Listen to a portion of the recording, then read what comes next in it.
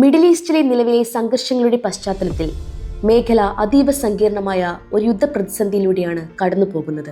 ഇറാനും ഇസ്രയേലും തമ്മിലുള്ള സൈനിക നീക്കങ്ങളും മേഖലയിലെ അമേരിക്കൻ താവളങ്ങളുമായി ബന്ധപ്പെട്ട സാഹചര്യങ്ങളുമാണ് നിലവിലെ പ്രതിസന്ധിയുടെ അടിസ്ഥാനം. മേഖലയിൽ തങ്ങളുടെ സ്വാധീനം ഉറപ്പിക്കാനും പരസ്പര ഭീഷണികൾ നേരിടാനുമാണ് ഇരുപക്ഷവും ശ്രമിക്കുന്നത്.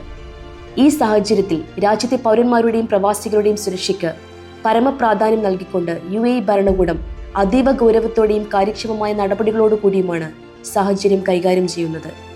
സുരക്ഷാ സംവിധാനങ്ങളുടെ ഭാഗമായി ഗൾഫ് രാജ്യങ്ങളിൽ അത്യാധുനിക മിസൈൽ പ്രതിരോധ കവചങ്ങൾ സജീവമാക്കുകയും സൈനിക താവളങ്ങളിൽ അതീവ ശ്രദ്ധ പുലർത്താൻ നിർദ്ദേശിക്കുകയും ചെയ്തിട്ടുണ്ട്.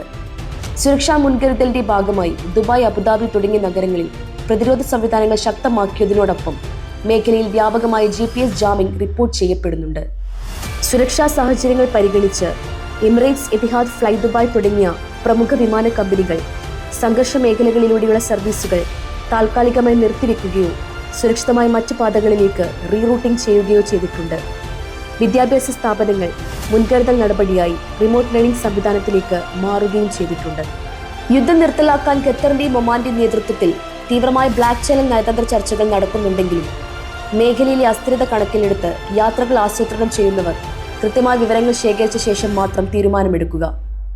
ഔദ്യോഗിക വൃത്തങ്ങളിൽ നിന്നുള്ള വിവരങ്ങൾ മാത്രം വിശ്വസിക്കാനും വ്യാജ വാർത്തകൾ പ്രചരിപ്പിക്കാതെ ജാഗ്രത പുലർത്താനും എല്ലാവരും ശ്രദ്ധിക്കേണ്ടതാണ്.